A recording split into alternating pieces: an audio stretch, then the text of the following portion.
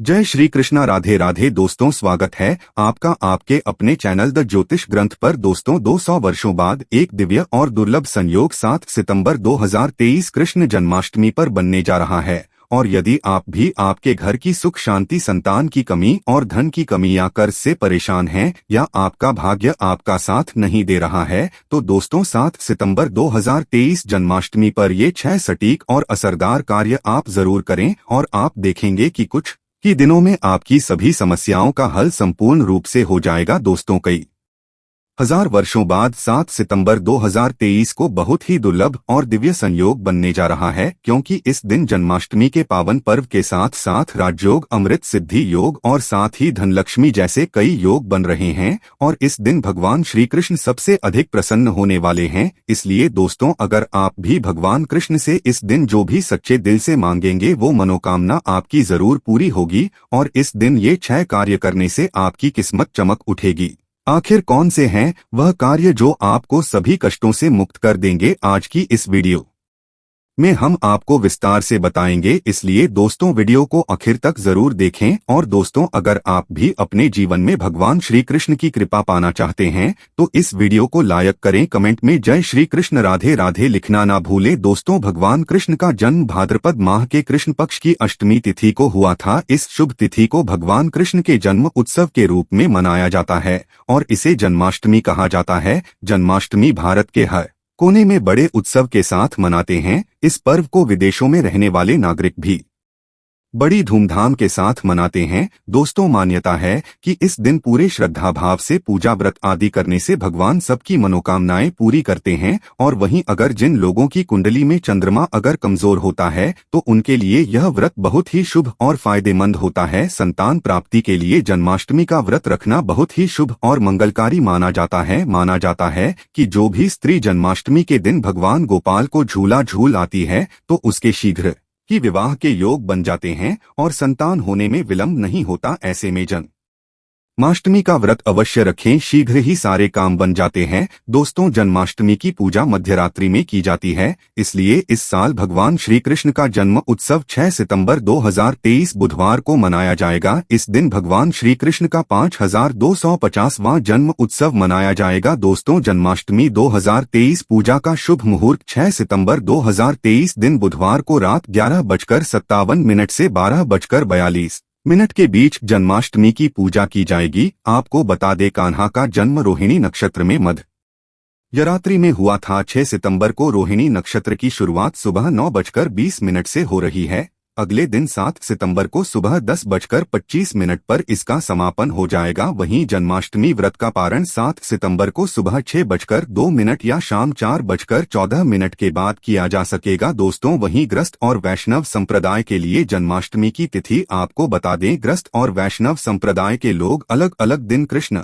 जन्माष्टमी मनाते हैं। ऐसे में 6 सितंबर 2023 को ग्रस्त जीवन वाले लोग और 7 सितंबर 2023 को वैष्णव संप्रदाय के लोग कान्हा का जन्म उत्सव मना सकते हैं। दोस्तों, जन्माष्टमी व्रत से पहले रात को हल्का भोजन करना चाहिए और अगले दिन पूर्ण रूप से ब्रह्मचारी का पालन करना चाहिए। उपवास के दिन ब्रह्मा मुहूर्त में उठकर स्नान आदि से स्वच्छ होकर साफ वस्त्र पहनने चाहिए। उसके पश्चात भगवान कृष्ण का ध्यान करते हुए व्रत का संकल्प लेना चाहिए। इसके पश्चात भगवान कृष्ण को माखन, मिश्री और नारियल से बनी मिठाइयों का भोग लगाएं। दोस्तों, रात 12 बजे भगवान गोपाल का जन्म होगा। इसके बाद उनका पंचामृत से अभिषेक करें, उनको नए वस्त्र पहनाएं और उनका अच्छे से श्रृंगार करें। भगवान का चंदन से तिलक करें और उनके भोग में तुलसी का पत्ता अवश्य मिलाएं। भगवान कृष्ण की पूजा में जब तक तुलसी का पत्ता शामिल ना हो तब तक व्रत हमेशा अधूरा ही रहता है। इसके बगैर आप भगवान कृष्ण को प्रसन्न नहीं कर सकते। तुलसी के बगैर जन्माष्टमी का पर्व भी हमेशा अधूरा ही रहता है। दोस्तों,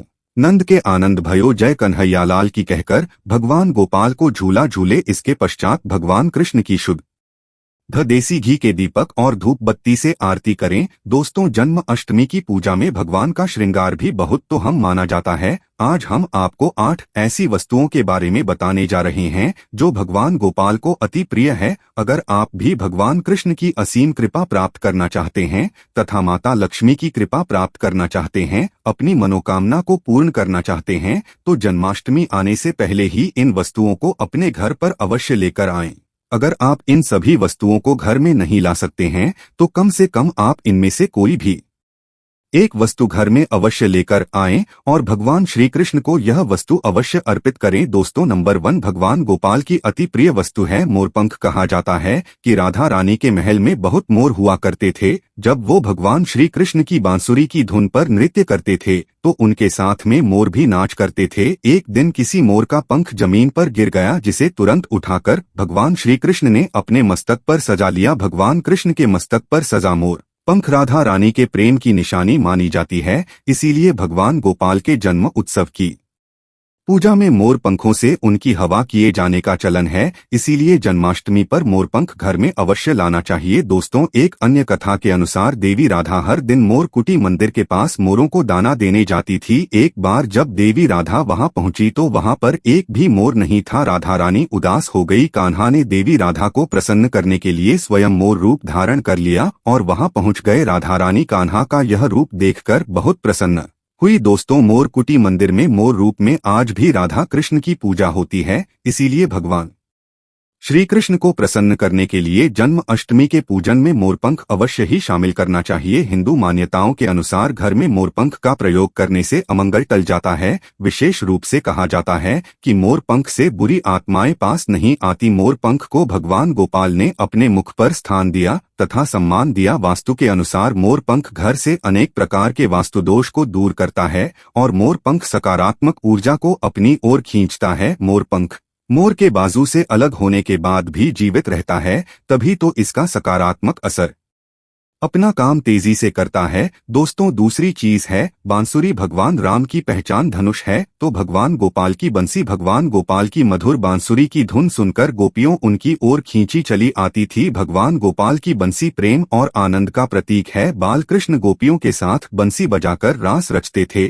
और सृष्टि में प्रेम का संचार करते थे। दोस्तों, जन्माष्टमी के दिन भगवान श्री कृष्ण के श्रृंगार की सामग्री में बांसुरी को शामिल करने से गृहस्थी में प्रेम और आनंद आता है। भगवान कृष्ण को बांसुरी अर्पित करने के साथ ही आप अपने घर में बांसुरी को अवश्य ही लाएं। दोस्तों, माना जाता है कि जहां कहीं भी वास्तु दोष हो वहां बांसुरी लगाने से वास्तु दोष दूर हो जाता है। लेकिन ध्यान देना जरूरी है कि बांसुरी कभी भी सीधी नहीं लगानी चाहिए, बल्कि इसे हमेशा तिरछा लगाने से लाभ मिलता है। साथ ही बांसुरी का मुंह हमेशा नीचे रहना चाहिए। इसके अलावा दाम्पत्य जीवन में तनाव या फिर कलहपूर्ण वातावरण रहता हो तो सिरहाने में बांसुरी रखकर सोने से बहुत अधिक लाभ मिलता है। दोस्तों, तीसरी चीज है मोर मुकुट। ज्योतिष गणना के अनुसार ऐसा माना जाता है कि भगवान कृष्ण की कुंडली में कालसर्प योग था। इसीलिए वे सदैव अपने मुकुट पर मोर का पंख हमेशा धारण करते थे। मोर और सर्प में भीषण शत्रुता होती है, इसीलिए मस्तक पर मोर मुकुट धारण करने से कालसर्प दोष का योग कम होता था। भगवान की पूजा में उन्हें मोर मुकुट पहनाने से कालसर्प दोष का प्रभाव दूर हो जाता है। दोस्तों, चौथी चीज है माखन मिश्री। नंद के लाल गोपाल को माखन अति प्रिय है। कहते हैं जिस रात गोपाल का जन्म हुआ उस रात नंदगाम की गोपियों ने सपने में देखा था कि गोपाल माखन मांग रहे हैं। नंदलाल को माखन इतना प्रिय था कि वह बचपन में गोपियों की मटकी से माखन चुराकर तथा मटकियां तोड़कर माखन खा लिया करते थे, जिसकी वजह से इनका एक नाम माखन चोर भी है। दोस्तों, भगवान के भोग में माखन मिश्री को अवश्य ही शामिल करना चाहिए। प्रेम पूर्वक भगवान गोपाल को माखन मिश्री का भोग लगाने से आरोग्य की प्राप्ति होती है, धन सुख समृद्धि की प्राप्ति होती है, धनलक्ष्मी आपके घर में धन की वर्षा करती है। भगवान गोपाल को माखन मिश्री अर्पित करने से वे शीघ्र ही आपकी सभी इच्छाएं पूर्ण करते हैं। दोस्तों, पांचवी चीज है झूला या फिर पालना। भक्ति भाव के भूखे बाल गोपाल को जन्माष्टमी पर झूला झुलाने की परंपरा चली आ रही है। यह ठीक उसी प्रकार से है जैसे बच्चे के जन्म के बाद उसे पालने में झुलाने से आनंद की प्राप्ति होती है, उसी प्रकार भक्तजन अपने प्रभु के बाल स्वरूप को पालने में झूला कर भक्ति के परम सुख को प्राप्त करते हैं। दोस्तों, भगवान को झूला या पालना भेंट करने से प्रेम और आनंद की प्राप्ति होती है और एक नारी को भगवान गोपाल की तरह ही एक सुंदर पुत्र की प्राप्ति होती है, जो कि ऐसा बालक भगवान गोपाल की तरह ही मनमोहक होता है। सुंदर होता है, आकर्षण से भरा होता है। दोस्तों, छठी चीज है पीले वस्त्र। जन्मोत्सव के वक्त भगवान के बाल स्वरूप को पंचामृत से स्नान कराने के पश्चात पीले रंग के नए वस्त्र पहनाए जाते हैं। अगर आप भी इस बार जन्माष्टमी का पर्व मनाने वाले हैं तो आप पूजा की सामग्री में पीले रंग के वस्त्रों को अवश्य ही शामिल करें। पीली चीजें अवश्य शामिल करें। भगवान को पीताम्बर वस्त्र अति प्रिय है, यह प्रेम और बैरागी के प्रतीक हैं। दोस्तों, सातवीं उन चीज है गौ। भगवान गोपाल का निवास गौलोक माना जाता है। गाय भगवान सहचर है भगवान गोपाल के साथ पूजा में बछड़े के साथ ही गाय की पूजा करना सुख समृद्धि दायक माना जाता है। पुराणों में गाय को धन का प्रतीक माना गया है। भगवान धन रूपी गौ की रक्षा करते हैं। दोस्तों, ज्योतिष शास्त्र के अनुसार गाय के भीतर गुरु ग्रह का वास होता है। यदि यह ग्रह किसी व्यक्ति की कुंडली में नीच स्थिति में हो तो उसे गाय की सेवा करनी चाहिए। ऐसा करने से वह उस ग्रह की कुपित दृष्टि से बच सकता है। इसके अलावा वास्तुशास्त्र के अनुसार पूजा स्थान अथवा बैठक के कमरे में ईशान कोण में चांदी की गाय और उसका बछड़ा रखने से भाग्य में वृद्धि होती है। इसीलिए आप जन्माष्टमी से पहले ही चांदी की गाय और उसका बछड़ा अपने घर पर अवश्य ही लाएं। अगर आप चांदी का नहीं ला सकते हैं तो आप मिट्टी का ला सकते हैं, या फिर आप गाय और बछड़े की तस्वीर लाकर भी ईशान कोण में लगा सकते हैं। दोस्तों, आठवीं ये चीज है गीता की पोथी। भगवान कृष्ण ने महाभारत के युद्ध के दौरान अपने प्रिय शाखा और पांडवों में श्रेष्ठ उन्धन अर्जुन को गीता का उपदेश दिया था। गीता मुंह से निकालकर संसार देखने का मार्ग बताती है। इसे भगवान श्री कृष्ण की वाणी कहते हैं, जो मनुष्य को मुक्ति का मार्ग और कर्म पथ पर चलने का ज्ञान देती है।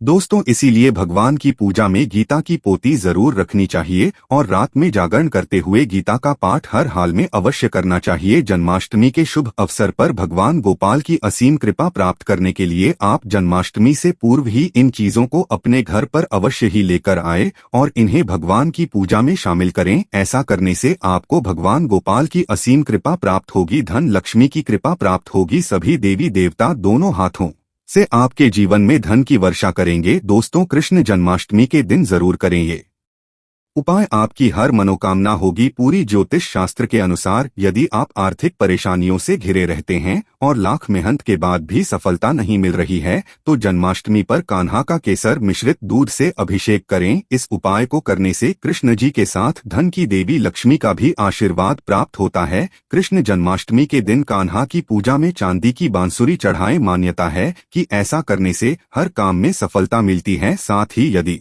परिवार के लोगों के बीच यदि कलह की स्थिति बनी रहती है तो वो भी समाप्त हो जाती है।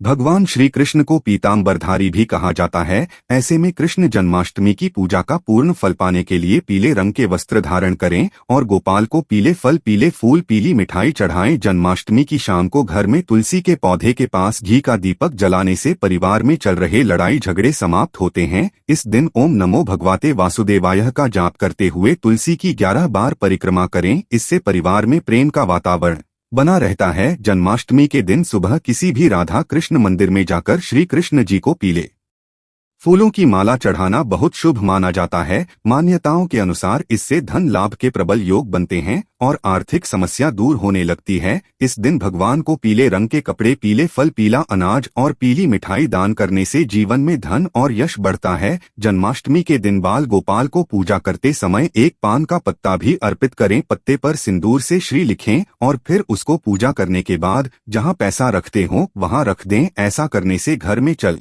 रही आर्थिक तंगी दूर होती है। कृष्ण जन्माष्टमी के दिन सुबह स्नान व ध्यान के बाद बाल गोपाल को नई पोशाक पहनाइए, भोग लगाएं और गोपी चंदन से श्रृंगार करें। उसके बाद पास के राधा कृष्ण मंदिर में जाकर वैजयंती फूलों की माला अर्पित करें। इस उपाय को करने से भगवान कृष्ण का आशीर्वाद मिलता है और सारे रुके हुए कार्य पूरे होते हैं। जन्माष्टमी के दिन गाय और उसके बछड़े की सेवा करनी चाहिए। इस दिन गाय और उसके बछड़े की मूर्ति लाएं और बाल गोपाल की मूर्ति के पास रखकर उसकी भी पूजा करें। ऐसा करने से भगवान कृष्ण की कृपा से संतान संबंधी शुभ समाचार सुनने को मिलता है। कृष्ण जन्माष्टमी तिथि पर दान करने का भी विधान है, अगर आप भी बांके बिहारी लाल का आशीर्वाद पाना चाहते हैं तो कृष्ण जन्माष्टमी पर राशिनुसार इन चीजों का दान करें। आइए जानते हैं। मेष राशि के जातक बाल गोपाल के जन्मदिवस पर गेहूं और गुड़ का दान करें। इस उपाय को करने से जीवन में व्याप्त सभी दुख और संकट दूर हो जाते हैं। वृषभ राशि के जातक श्री कृष्ण जन्माष्टमी पर माखन, मिश्री और चीनी का दान करें। इस उपाय को करने से वैवाहिक जीवन खुशहाल रहता है। मिथुन राशि के जातक भगवान कृष्ण की कृपा पाने के लिए जन्माष्टमी पर अन्न का दान करें। कर्क राशि के जातक भगवान मधुसूदन के अवतरण दिवस पर दूध, दही, चावल और मिठाई का दान करें। ऐसा करने से घर में सुख और समृद्धि बनी रहती है। सिंह राशि के जातक मुरली मनोहर का आशीर्वाद पाने के लिए जन्माष्टमी पर गुड़, शहद और मसूर दाल का दान करें। कन्या राशि के जातक गोपाल के जन्मदिन पर गौमाता की सेवा करें, साथ ही गौशाला में चारा हेतु धन का दान करें। तुला राशि के जातक भगवान श्री कृष्ण को प्रसन्न करने के लिए श्वेत और नीले रंग के वस्त्र का दान करें। इससे कारोबार में मन मुताबिक सफलता मिलती है। वृश्चिक राशि के जातक कृष्ण कन्हैया के जन्मदिन पर गेहूं, गुड़ और शहद का दान करें। इस उपाय को करने से आर्थिक स्थिति मजबूत होती है। धनु राशि के जातक अपने आराध्य भगवान श्री कृष्ण के जन्मदिन पर अपनी आर्थिक स्थिति के अनुसार गीता का दान करें। मकर राशि के जातक गरीबों के मध्य नीले रंग का वस्त्र दान करें। इस उपाय को करने से सभी बिगड़े काम बनने लगते हैं। कुंभ राशि के जातक श्री कृष्ण जन्माष्टमी पर धन का दान करें। इस उपाय को करने से सुख समृद्धि बनी रहती है।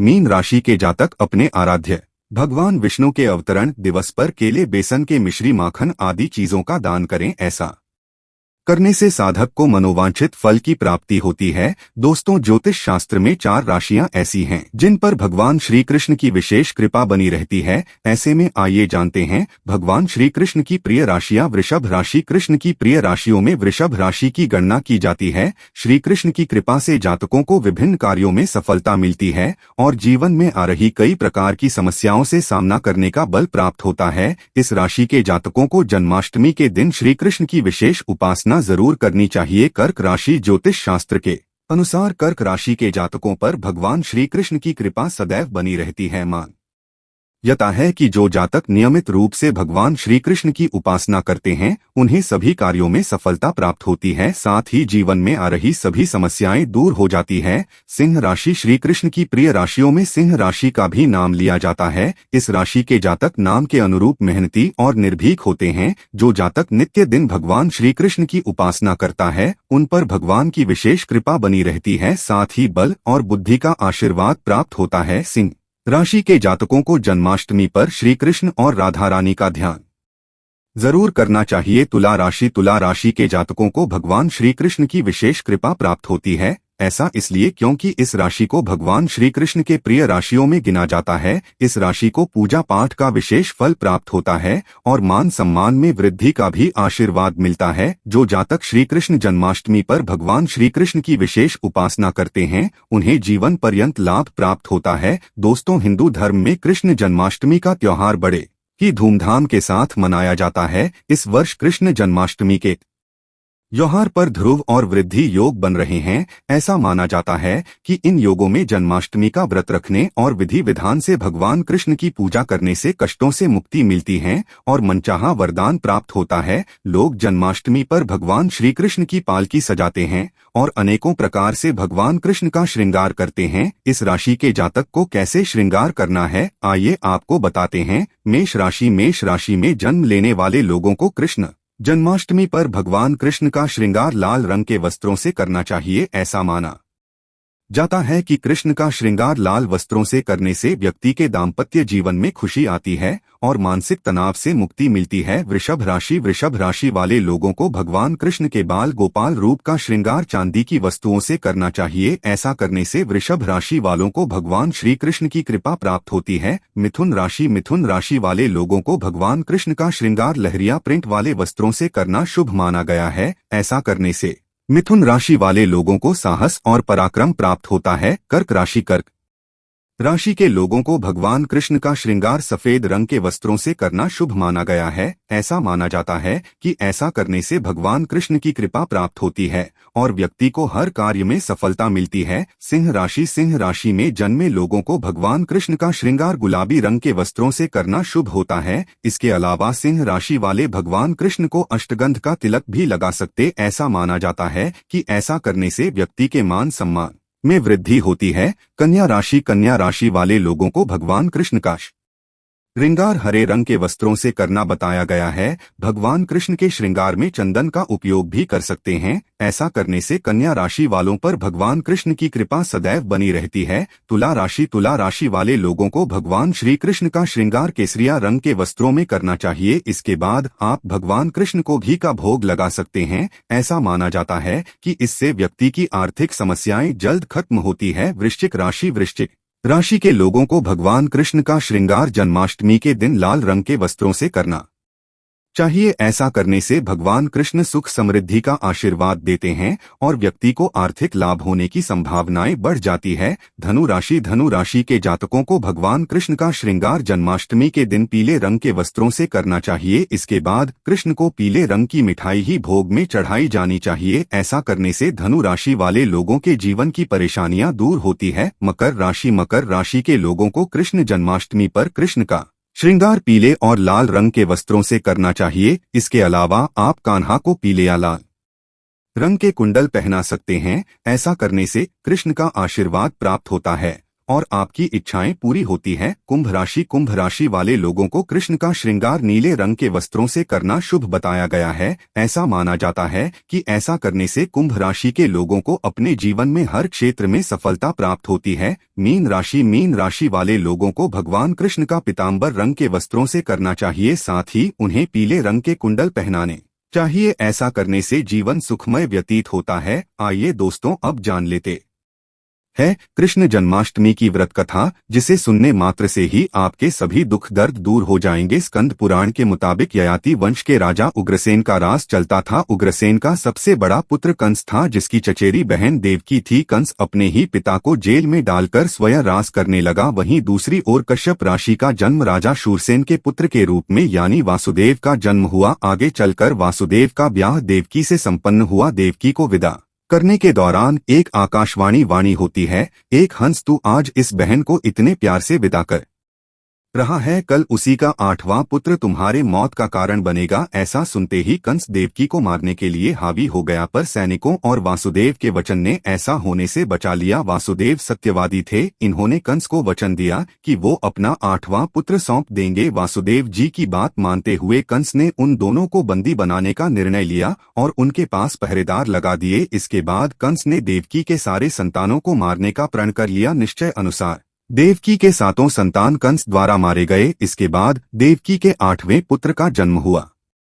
भाद्रपद माह के कृष्ण पक्ष की अष्टमी तिथि को रोहिणी नक्षत्र के दौरान मध्यरात्रि में भगवान श्री कृष्ण का जन्म हुआ था। बालक के जन्म लेते ही जेल की कोठरी प्रकाशमय हो गई। साथ ही एक आकाशवाणी सुनाई दी कि तुम बालक को गोकुल में रह रहे नंद बाबा के यहाँ छोड़ आओ, वहाँ एक कन्या का जन्म हुआ है, उसे तुम यहाँ ले आओ। ऐसा सुनते ही वासुदेव की हथकड़ियां खुल गई। वे तुरंत एक टोकरी में श्री कृष्ण को रखकर इसे माथे पर लादे गोकुल की ओर निकल पड़े।